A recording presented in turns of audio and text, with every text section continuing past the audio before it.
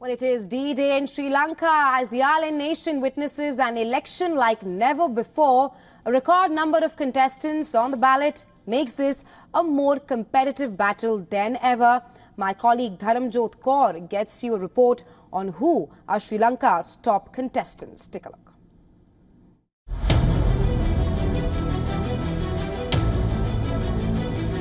As Sri Lanka heads to elections, voters have a comprehensive list of 38 presidential candidates to choose from.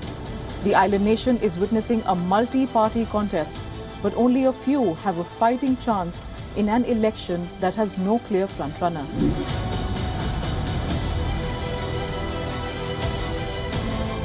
The incumbent Ranil Wickremesinghe is seeking a re-election after he took over a broken nation 2 years ago.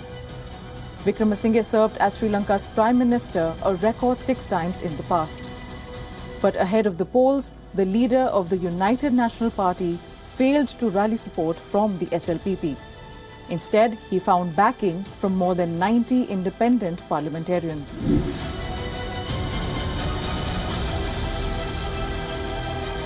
Opposition leader Sajith Premadasa is another key candidate in the presidential elections. Son of assassinated former President and Prime Minister Ranasinghe Premadasa, Sajith is seen as a front-runner for the September 21 polls. Premadasa leads the SJB party that broke its alliance with Wickremesinghe's UNP in 2019.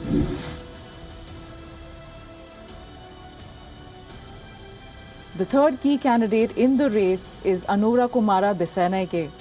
Leader of the Janata Vimukti Peramuna, the 55-year-old is contesting as a National People's Power Coalition candidate. The NPP has only 3 seats in the country's parliament, but it rose to prominence after the 2022 mass protests.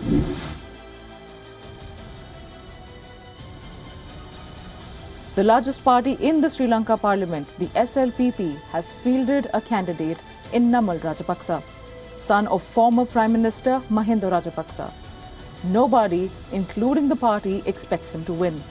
But experts say Namal Rajapaksa's run in the upcoming election might help establish him as an heir of the Rajapaksa brothers' legacy after the political family's fall from grace following the 2022 economic meltdown.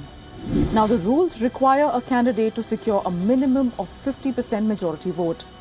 But other presidential candidates representing community-specific interests hold the power to turn this into an unprecedented election by increasing the possibility of a preferential vote count to narrow down on a winner. But if there's one thing that all top candidates have in common, it's the promise of a bailout plan for Sri Lanka's broken economy that hit rock bottom in 2022. The road to recovery, though positive, has been long and slow.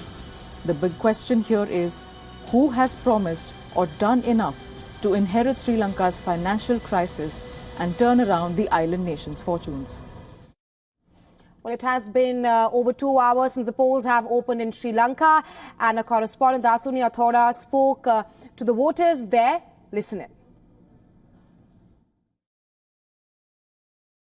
I'm currently outside a polling centre which is in the suburbs of Colombo, and as you can see, since 7 a.m, just as polls opened, there has been a steady inflow of voters, both young and old alike, who have been coming to cast their vote. Last time's presidential election in 2019 saw a very positive voter turnout that exceeded 80%, and a lot of analysts predict this time's voter percentage might even exceed previous times' statistics. I also spoke to several organizers in this electorate, and they said so far voters have been extremely peaceful in casting their vote, and that organizing processes are going and operating quite smoothly. Stay with WION as we bring you the very latest and real-time coverages live from Colombo. Reporting for WION, I'm Dasuni Athoda.